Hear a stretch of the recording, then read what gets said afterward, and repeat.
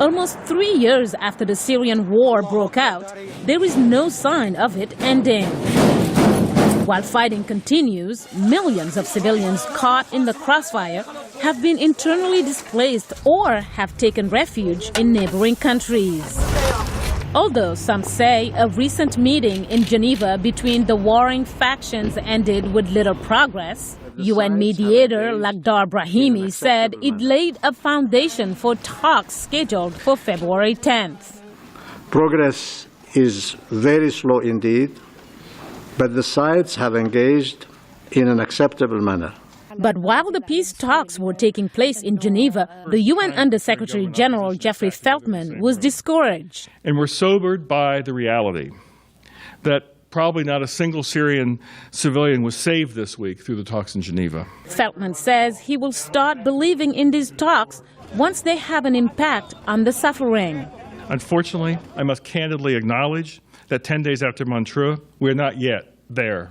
The U.S. State Department estimates that more than 9 million people are in need of assistance in Syria, with more than 6 million internally displaced and about 2.5 million refugees in Egypt, Lebanon, Iraq, Jordan, and Turkey.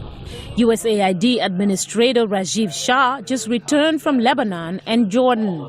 In Lebanon, where I just recently visited, 1 out of every 5 people is from Syria. In Jordan, the influx has been so significant, it's as if the entire population of Canada moved into the United States over the last 18 months.